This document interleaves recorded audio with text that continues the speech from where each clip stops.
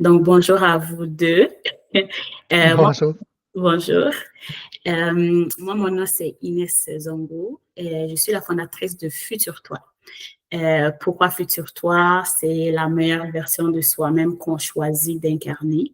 Donc, moi, ma mission, c'était de créer une entreprise qui va vraiment aider les gens à faire du ménage dans leur vie. Et quand je dis ménage, c'est au niveau de tout ce qui est familial, transgénérationnel, karmique, pour vraiment s'alléger de plusieurs fardeaux qui ne nous appartiennent pas. Des fois, elles sont conscientes, des fois, elles sont inconscientes.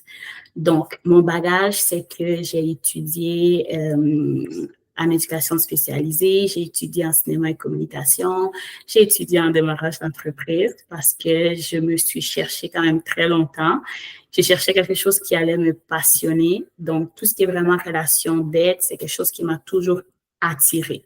Donc, après mes études, je me suis retrouvée à travailler pour la protection de la jeunesse, pas en tant qu'éducatrice, mais en tant que travailleur social. Pourquoi, je ne sais pas. Peut-être c'était ma destinée.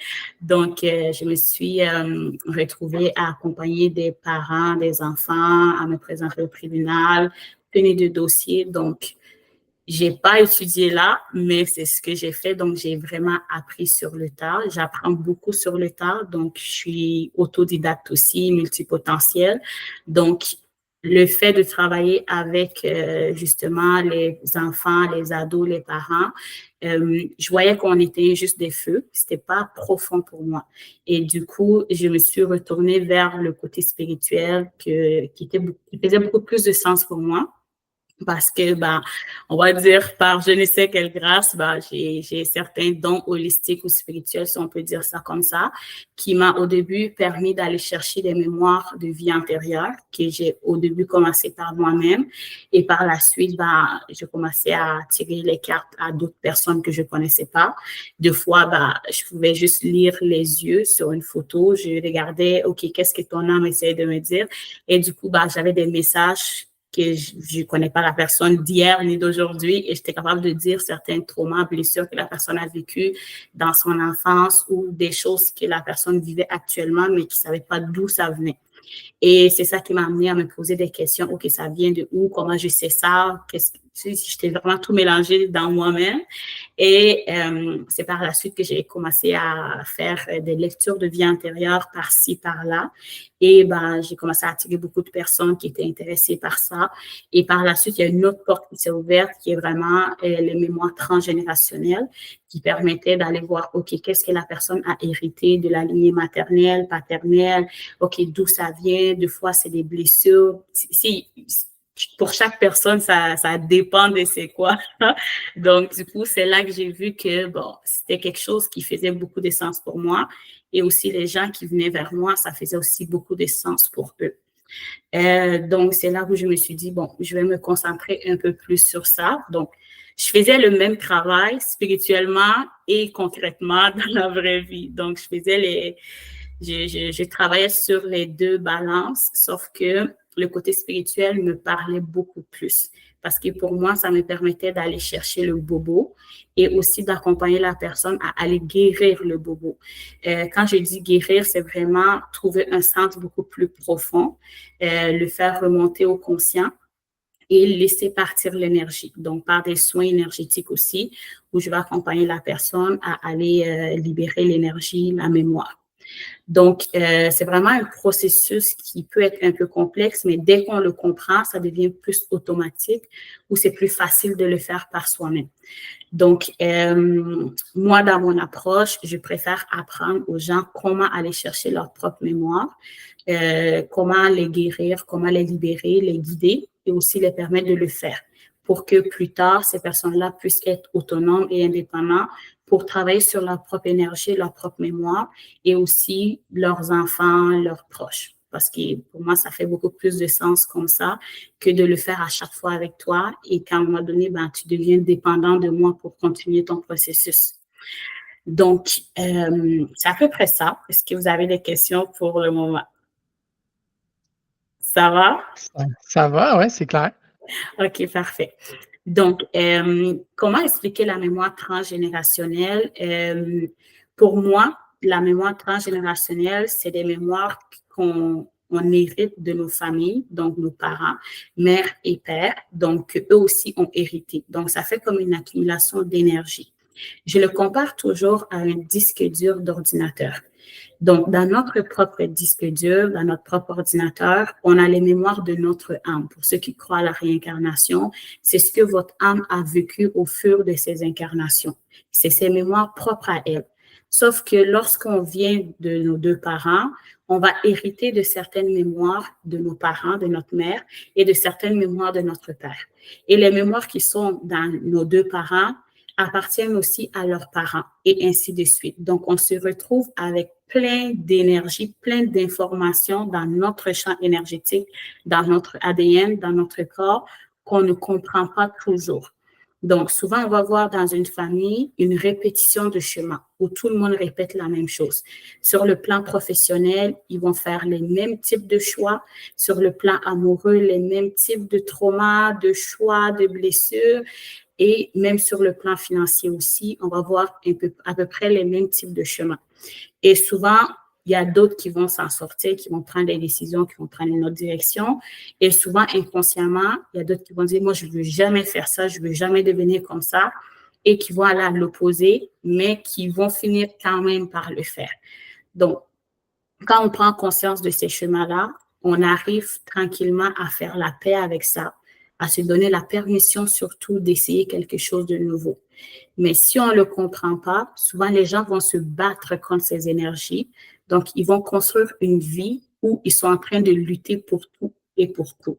Ils vont lutter pour le travail, ils vont lutter dans leurs finances, ils vont lutter dans leur vie amoureuse, dans leur vie familiale, dans la vie sexuelle, dans la sexualité. C'est comme ils sont programmés à se défendre, à lutter en permanence, et ils se retrouvent avec une vie où ils ne sont pas en paix, où ils ne sont pas alignés, sont perdus, et ils se posent mille et une questions. Qui suis-je? Qu'est-ce que je dois faire? C'est quoi ma mission de vie? J'ai l'impression que ma vie, c'est un échec. Donc, ça se peut que l'énergie qu'on porte est à l'opposé de l'énergie qu'on a héritée. Et dès que c'est le cas, c'est là qu'on est dans la lutte parce qu'on se bat contre notre propre héritage. Au lieu de justement revenir à accepter cet héritage et à choisir de ne pas le choisir. Donc, quand on ne le sait pas, on lutte. Au lieu de lutter, on est toujours dans le mode défensif. Oh, je dois toujours me battre. Oh, ça ne va pas bien. On dirait que c'est pas une vie de je fais des choix de paix, je fais des choix où je suis alignée. C'est des vies où j'ai pas le choix de faire. Donc, c'est à peu près ça, les mémoires transgénérationnelles. Donc, moi, comment je travaille, je vais vraiment aller souvent travailler par chakra. Donc, souvent, c'est le chakra racine, donc la racine de l'arbre familial. Lorsque la racine est souvent blessée, c'est tout ce qui est vraiment relié à la stabilité, à la sécurité. Donc, la vie professionnelle, c'est la sécurité, le corps, les problèmes de santé, la vie financière, tout ce qui est familial, souvent, ça va aller travailler sur le chakra racine. Donc, quand on va travailler dans cette énergie, on va voir qu'est-ce qui t'insécurise dans ta vie. Tous les liens d'attachement qu'on a eus, que ce soit avec nos parents, que ce soit les liens qu'on a avec l'argent, que ce soit les liens qu'on a avec le travail, que ce soit le lien qu'on a avec la vie amoureuse, la famille et ainsi de suite. Par la suite, on va monter au chakra sacré, qui est vraiment le centre de la créativité et aussi de la fertilité, pour aller voir notre abondance personnelle. Donc, tout ce qui bloque l'abondance, le flux d'énergie qu'on doit recevoir à travers notre propre expérience et à travers l'expérience transgénérationnelle. Donc, quand le chakra transgénérationnel est blessé dans le chakra racine, on va souvent voir des personnes qui ont vécu des traumas sexuels, qui ont vécu des abus, que ce soit au niveau transgénérationnel, qui peut amener une personne soit à se déconnecter de sa sexualité sans même savoir pourquoi, parce que ça s'est passé comme ça, ou soit des gens qui vont aussi avoir cette même répétition de chemin, qui vont vivre des traumas sexuels parce que des ancêtres l'ont vécu, et du coup, ils vont avoir un genre de dégoût. Donc, il y a aussi beaucoup de blessures qui sont reliées à cette énergie. La confiance en soi au niveau du chakra du plexus solaire, que j'appelle le soleil qui nourrit l'arbre. Donc, du coup, quand elle aussi, elle est blessée, on est dans les manques de confiance, manque d'estime, on a beaucoup de difficultés à croire en soi, à choisir des chemins qui nous parlent vraiment. Donc, on est encore dans la lutte. Et le chakra du cœur aussi, chakra de la gorge qui est relié à la communication, à l'écoute de soi, donc apprendre à s'écouter soi-même et apprendre à écouter les autres, qu'est-ce qui fait du sens et qu'est-ce qui fait pas du sens. Chakra du troisième œil, chakra de la couronne et le septième chakra où souvent quand je vais travailler, je vais chercher l'information là-bas qui est le centre des mémoires de l'âme. Donc souvent les gens vont l'appeler l'anal akashique ou je donne pas souvent de nom par rapport à ça, mais c'est d'aller chercher ces informations pour aller, lorsqu'on a les infos, aller purifier chakra par chakra. Donc, c'est ça. D'autres questions en attendant? Ça semble clair. C'est clair? Oui. OK, parfait. Donc, comment travailler les mémoires transgénérationnelles? Comme je l'ai dit, il y a plusieurs outils qu'on peut utiliser. Il y a la constellation familiale que les gens vont 2 fois faire.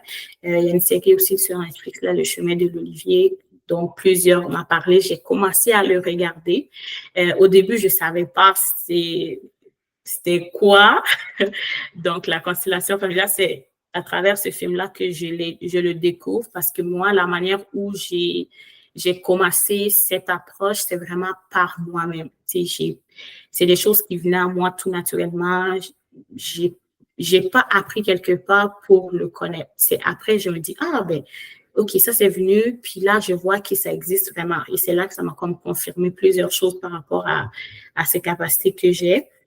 Puis, comment dire, dans la constellation familiale, on va beaucoup se concentrer sur la famille. Et moi, je vais me concentrer sur la famille et les vies antérieures parce que ça vient accumuler plusieurs mémoires et aussi les mémoires collectives. Donc, quand on fait partie d'une collectivité, il y a aussi ces mémoires-là qui s'engendrent. Donc, du coup, de ne pas négliger cette partie. Donc, sur le plan collectif, on peut dire que bon, la religion a créé des blessures, donc ça fait qu'il y a des gens qui vont être très en lutte par rapport à leurs dons innés, qui vont complètement se couper. Non, moi j'ai pas de don, moi je crois pas à ces choses, nanana, parce que dans leur mémoire personnelle, il y a eu beaucoup de souffrance entre la religion et la spiritualité, où leurs dons ont été vus comme le mal, le diable, alors que historiquement parlant, la religion a blâmé ses capacités, alors que dans l'âme, il y a eu un sentiment de non-accomplissement. Donc, la personne n'est pas allée au bout de ses dons.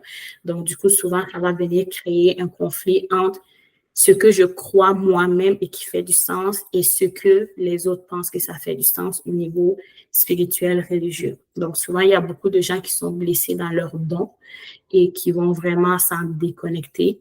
Donc, vu que c'est une partie d'eux, ben, c'est comme s'ils continuent de vivre sans une partie d'elles-mêmes.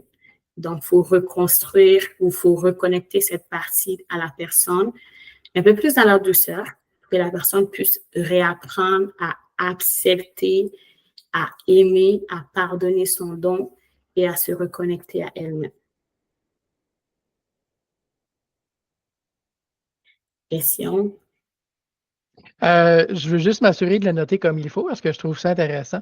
Vous mentionniez une série, je crois, sur Netflix que les gens peuvent aller voir pour aller chercher plus d'informations, aller dans le sujet. Oui. Juste me noter le nom comme il faut. Est-ce que c'était bien Le chemin de l'Olivier? Exact. Super, je note ça. C'est bon. Merci beaucoup. Super, C'est super intéressant. intéressant. C'est super intéressant et je crois qu'il y a certaines personnes aussi qui utilisent cette manière de le faire. Et souvent, c'est vraiment avec des acteurs, la personne qui est constellée et les autres personnes qui participent. Ce qui est différent de mon approche, c'est que moi, dans mon approche, je me concentre sur toi, ton énergie. Donc, on n'est pas en train de consteller, mais on va chercher les mémoires. Donc, c'est un peu ça la différence entre les deux. J'en ai fait Et des c'est constellations. Il y a plusieurs personnes qui sont bonnes à Montréal pour en faire. Albert Sada, entre autres, très bon. J'ai vu la série aussi, c'est bien. C'est sûr, c'est très romancé. Je pense qu'il faut aller l'expérimenter. Faut aller l'expérimenter. De ce que je comprends, l'intérêt d'avoir une série comme celle sur Netflix qui fait justement très romancée, potentiellement que ça peut attirer l'attention de gens qui n'auraient pas pensé de s'intéresser à ça en se disant « Ah, ça sonne un peu vieux, pas très divertissant. » Mais là, en voyant une série qui le fait un peu de manière romancée, justement, peut-être que ça peut attirer l'attention de faire « Ah, finalement, c'est plus intéressant que je pensais. » Ou d'en entendre parler tout court, c'est mieux que pas du tout. Donc, c'est pour ça que je trouverais ça intéressant de le noter et de le conseiller peut-être à des gens qui pour qui ce serait un bon point de départ. Et de ce que je comprends, ce que vous décrivez, c'est que c'est une approche très individuelle, dans le sens qu'on travaille sur une personne, sur soi-même, en fait. Là. Donc, les gens qui s'intéressent de travailler sur eux-mêmes avec une personne pour les guider, c'est une bonne façon de faire. Mm-hmm. Ben, je trouve que c'est beaucoup plus profond parce que l'être humain est influencé par plusieurs facteurs, que ce soit son environnement, que ce soit ses relations, ses parents, les personnes qu'elle côtoie. On est en permanence influencé même par les réseaux sociaux et ainsi de suite. Et on est facilement contaminable. Donc, quand je dis contaminable, c'est si j'ai une très grande peur et que je t'en parle, ça se peut fort bien que je te contamine de mes peurs. Donc, souvent, il y a des gens qui ont été éduqués par des parents qui étaient super blessés, qui n'étaient pas vraiment dans leur plein potentiel, qui ont justement contaminé leur enfant avec des blessures, des traumas qui ne les appartenaient pas. Donc, je trouve que ça permet de vraiment faire le ménage de qu'est-ce qui est vraiment à moi et qu'est-ce qui n'est pas à moi. Donc, des fois, on vit à travers certains de nos parents, on vit à travers leurs peurs, leurs défis, leurs doutes, alors que c'est pas à nous, ça nous appartient pas et chacun a son expérience à vivre. Donc, je trouve que ces traumas, ces mémoires, je dirais, des fois alourdissent notre parcours. Et quand on prend le temps de les nettoyer, de les purifier, de les libérer, c'est aussi très important de les recharger. Donc, souvent, les gens que j'ai eu à rencontrer ou à travailler, ils vont vouloir nettoyer, purifier. OK, je veux plus ça, je veux me libérer, mais on ne prend pas le temps de remettre d'autres énergies qui sont plus bienveillantes pour nous. Donc, ça fait que, on enlève, mais c'est vide. Et quand c'est vide, quand il y a des défis qui viennent dans notre vie, des trucs qui arrivent, on remplace rapidement le vide par ces énergies qui sont maintenant où il y a de la place à mettre. Donc, je trouve super intéressant de juste, en prenant conscience de libérer certaines mémoires transgénérationnelles, karmiques, collectives, de recharger l'énergie avec quelque chose qu'on veut vraiment qui va nous faire vibrer. Ça fait que si on rencontre quelqu'un ou des situations qui viennent nous déstabiliser, nous stresser, ça nous affecte moins parce qu'on sait qu'est-ce qu'on a mis comme nouvelle énergie, comme nouvelle mémoire qu'on veut vibrer. Et justement, de faire des choix alignés maintenant à notre vie. OK, voici où je veux aller maintenant. Ça fait que on devient des personnes beaucoup plus constantes, beaucoup plus ancrées dans tout ce qu'on fait. On est ancré dans notre vie professionnelle, on est ancré dans notre vie amoureuse, dans nos choix, dans nos décisions, dans nos pensées, dans nos émotions. On est moins influençable et du coup, je trouve que ça nous évite aussi beaucoup de stress, beaucoup d'anxiété. Parce que surtout, c'est quand on ne sait pas où on s'en va, on ne sait pas d'où on vient, fait que ça crée beaucoup d'anxiété, beaucoup de stress, de dépression, parce qu'on est perdu à travers les mémoires des autres. Et ça m'amène une question. Juste m'assurer que j'ai bien compris aussi. Peut-être que je suis un bon public vu que moi-même, je ne connais pas beaucoup le domaine. Donc, je vais poser des questions que des gens vont sûrement poser, j'espère. Si j'ai bien compris aussi, c'est qu'en faisant ce genre de réflexion-là et de ménage dans notre vie, on va directement influencer aussi notre propre famille, nos enfants, leurs enfants aussi, parce qu'on fait partie nous-mêmes de ce cycle-là d'héritage. Donc, ça va aider les prochains aussi à notre tour en améliorant ce qui se passe de notre côté. Hein. Exact. Souvent, les gens vont me dire, mais Inès, si je travaille sur moi, est-ce que je dois, parce que je m'inquiète pour mes enfants, oui, j'ai vécu tard.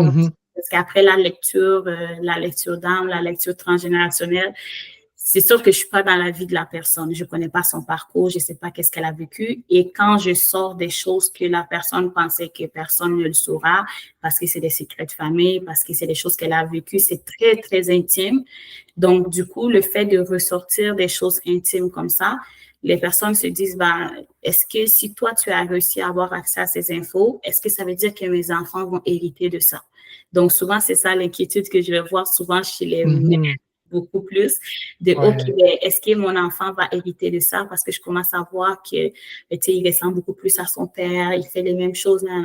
Donc, c'est important de savoir qu'on fait partie on est tous connectés. Donc, on est connectés à tous les membres de nos lignées, avec qui on s'entend ou avec qui on s'entend pas. Peu importe, les énergies, ils fonctionnent telles qu'ils doivent fonctionner. C'est juste nous, en tant que conscients, on se dit, bon, moi, je suis fâchée, moi, je te parle pas, nanana, mais l'énergie circule quand même. Donc, quand on prend le temps de se guérir, on prend aussi le temps de guérir notre lignée familiale, sans avoir à aller dire, oh, viens, on va aller travailler ensemble sur nos mémoires. Pas besoin. Parce que souvent, les gens vont vouloir amener les autres et souvent, les autres vont les décourager, les dire, non, vas-y pas, on ne croit pas à ça, nanana. Et du coup, si c'était le chemin qui était destiné à te guérir, tu viens justement de te mettre des bâtons dans les roues à toi-même parce que tu as voulu amener tout le monde. Donc, c'est dans le même optique que quand on est dans l'avion, on dit « sauve-toi avant de sauver les autres ». C'est un peu ça. Donc, ça va influencer parce que plus tu guéris, plus tu te changes toi-même. Et plus tu te changes toi-même, tu t'améliores, c'est sûr que ça va affecter tes enfants. La manière où tu vas les parler, la manière de penser, ta manière de réagir, ça va influencer. Tu deviens une autre version de toi-même. Et dans tes relations avec tes enfants, ça va paraître. Et du coup, tu changes aussi inconsciemment leur énergie. Mais si jamais tu veux travailler sur eux, je te dirais de vraiment prendre le temps de te guérir toi-même avant de prendre conscience de ce que toi-même tu portes, avant de vouloir faire des nettoyages, des libérations sur les enfants. Mais je te dirais que ça se fait tout seul.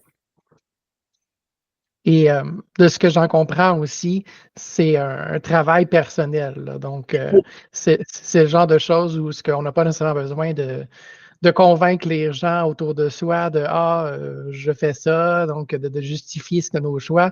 C'est un travail personnel, comme tout le monde a ses solutions, a ses problèmes, ses questions et les manières de trouver des réponses. Donc ça, on est capable de travailler sur soi-même. Donc au moins, on est moins dépendant des autres aussi en travaillant sur soi-même, par soi-même aussi, là.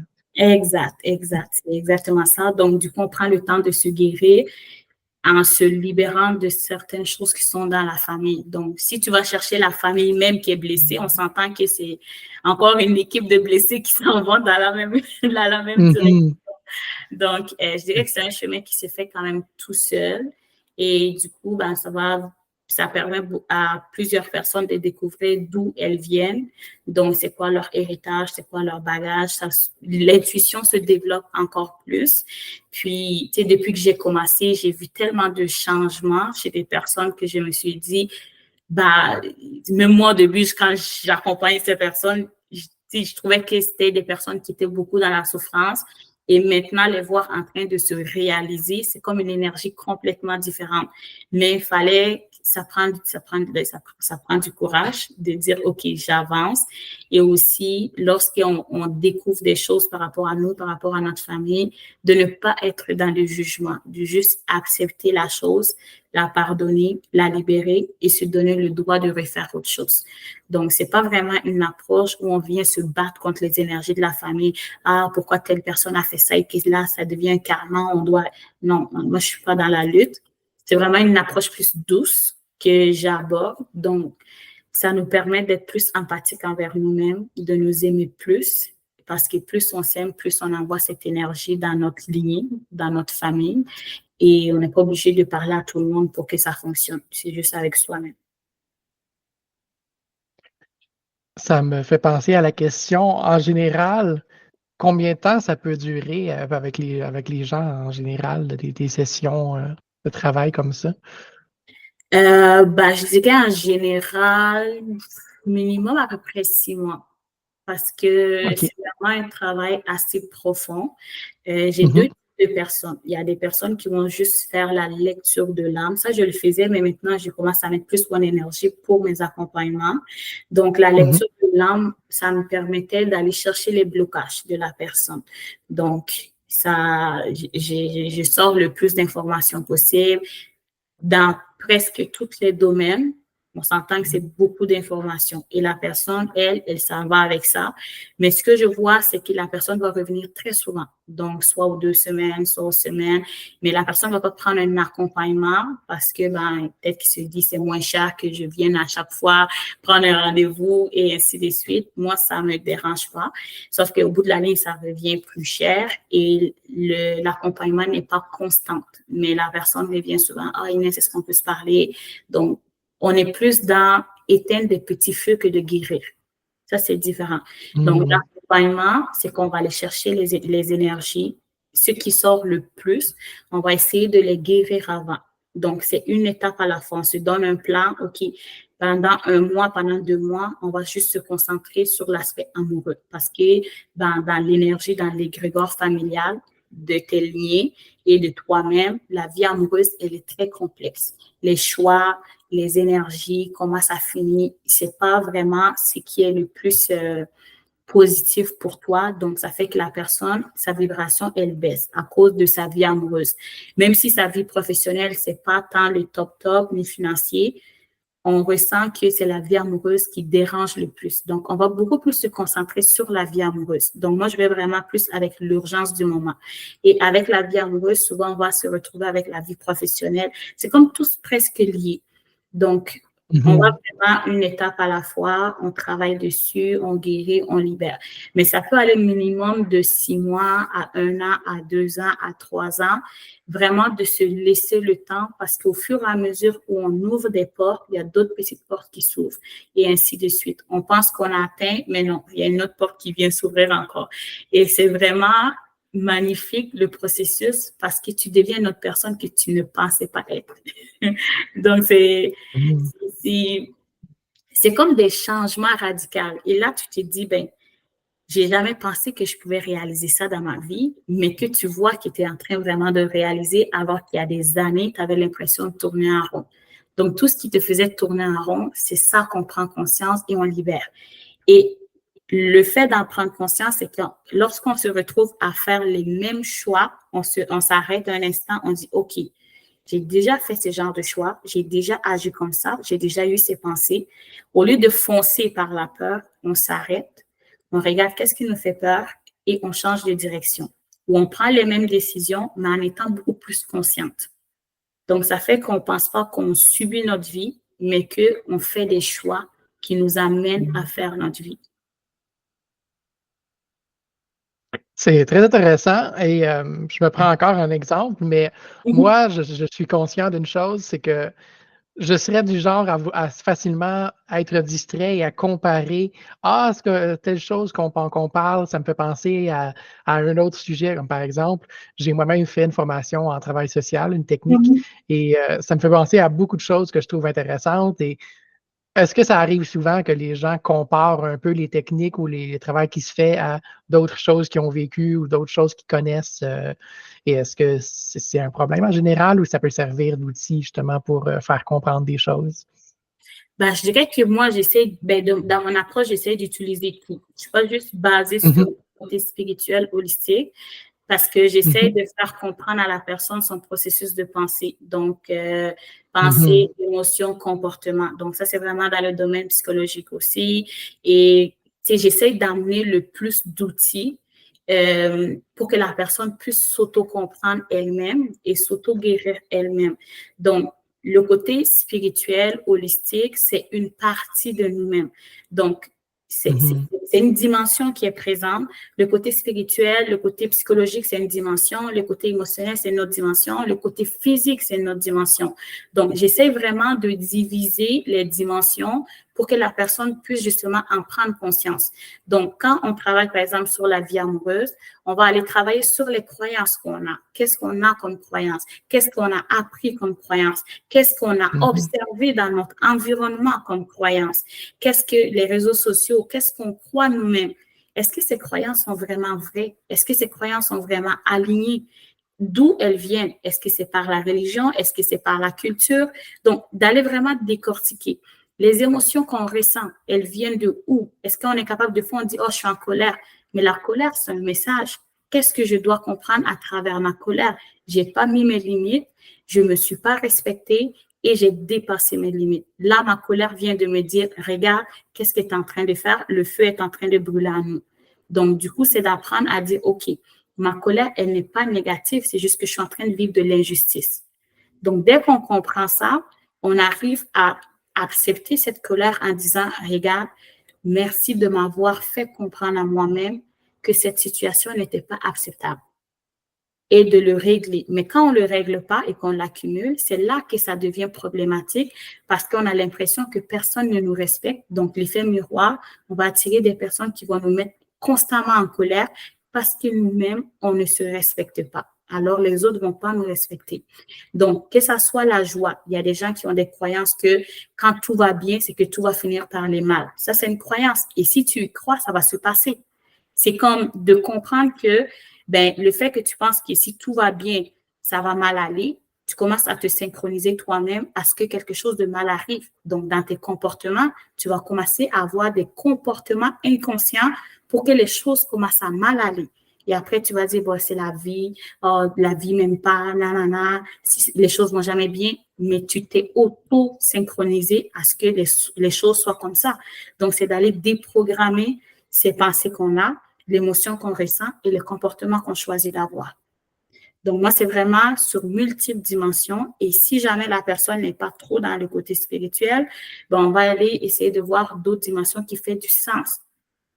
Et je suis pas une personne qui va être beaucoup plus dans de dire, OK, on est dans le spirituel, le monde, je suis pas dans l'extrême. J'essaie d'être plus dans l'équilibre qui fait du sens pour la personne et non te dire des choses où tu vas dire, bah ouais, je vais pas te parler des extraterrestres en te disant, on se comprend parce qu'ils n'étaient pas rendus là. Des fois, il y a des gens qui veulent aller tellement loin parce que ça les fait du bien de croire à ces choses, alors que dans le concret, en ce moment, ils vont très mal.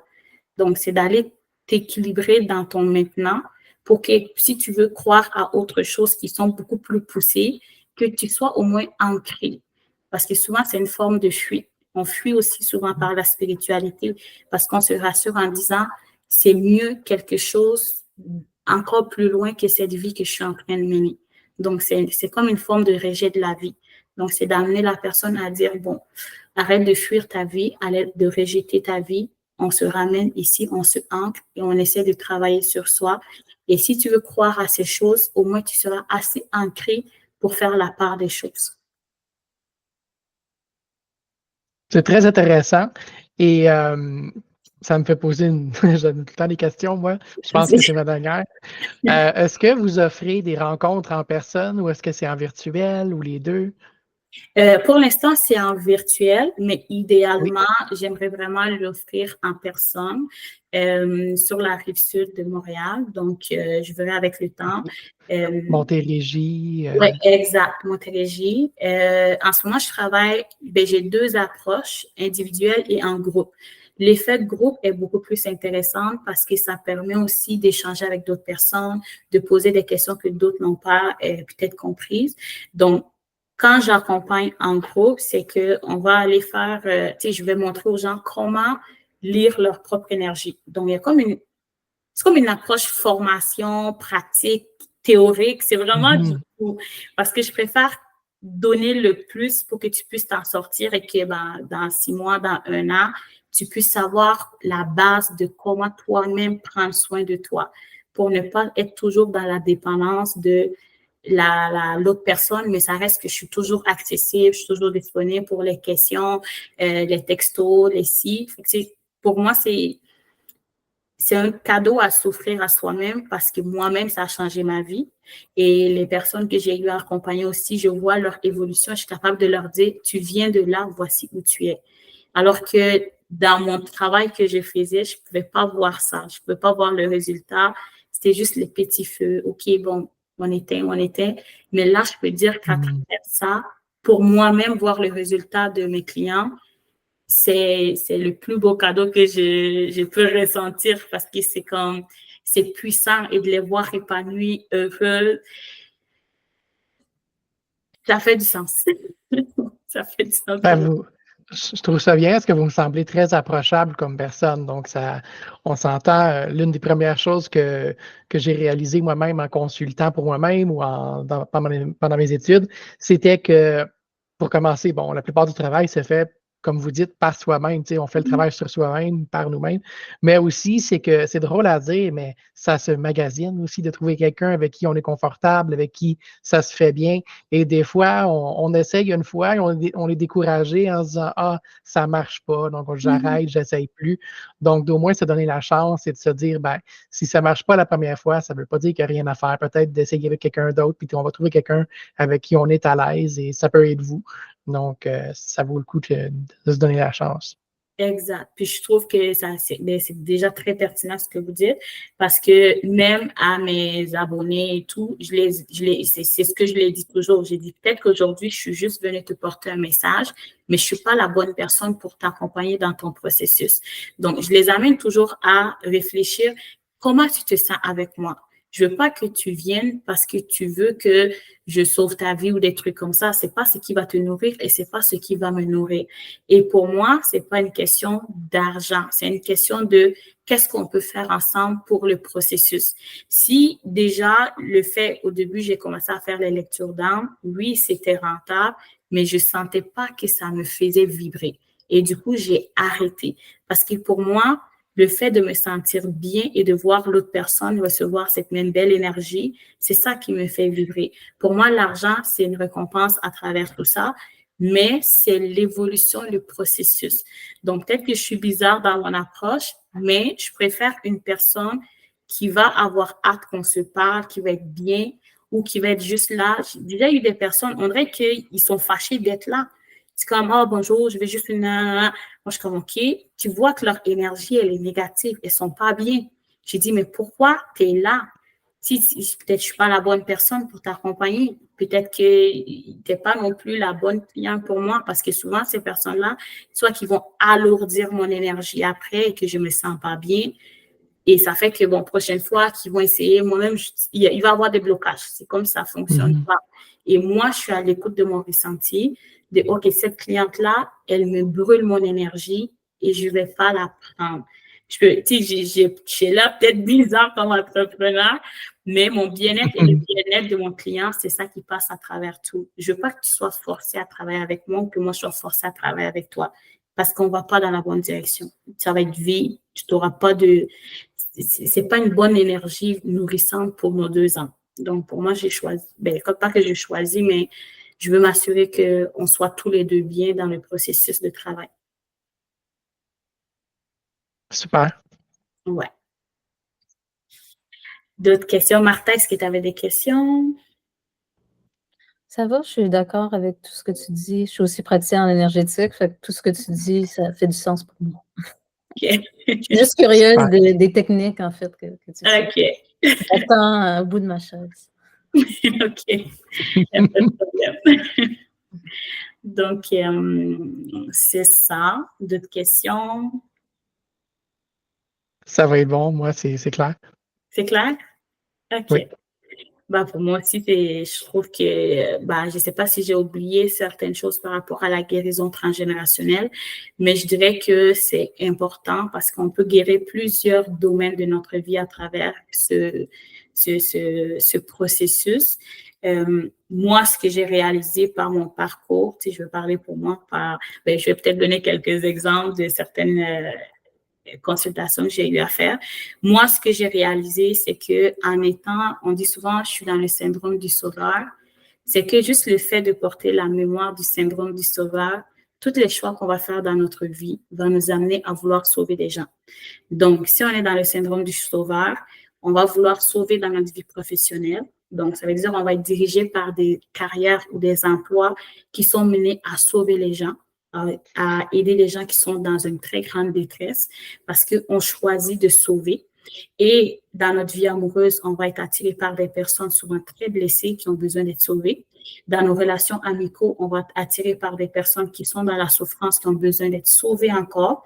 Et ben, même financièrement, on a besoin d'être souvent aussi dans des situations financières aussi où on sent que on doit sauver les gens, mais qu'en retour, le salaire qu'on reçoit, ça fait pas vraiment notre affaire, mais on peut se contenter parce qu'on dit c'est pour une bonne cause qu'on est en train de le faire.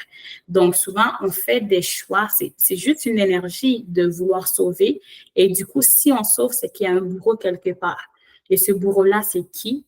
Maintenant, il faut chercher à savoir c'est qui le bourreau.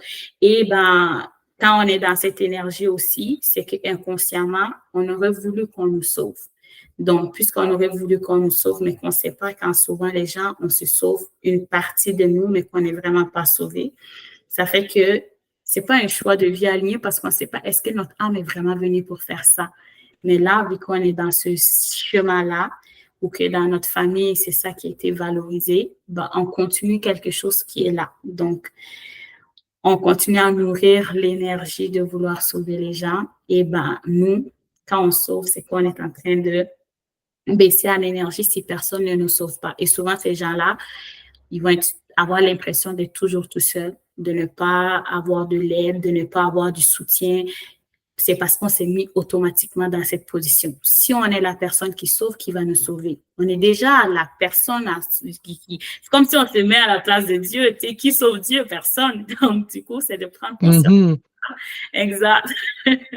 Donc, tu t'es déjà placé automatiquement et souvent, les gens se sentent coupables, complexés lorsqu'on vient les aider, lorsqu'on vient les sauver. Ils ont l'impression de pas mériter d'être aidés. Ils vont dire non, ça va. C'est comme s'il y a une genre de honte à vouloir recevoir ça, alors que c'est ça qu'on donne. Donc, c'est le cordonnier mal chaussé qui est en train d'aider, alors qu'elle-même, elle a besoin d'être aidée. Donc, c'est en prenant en compte tous ces détails, de fois qu'on sous-estime, qui vont vraiment venir nous rééquilibrer. Et l'abondance, on n'est pas supposé souffrir pour l'avoir. La terre ne souffre pas pour avoir des plantes, des arbres. Et nous aussi, on n'est pas supposé souffrir pour être dans l'abondance.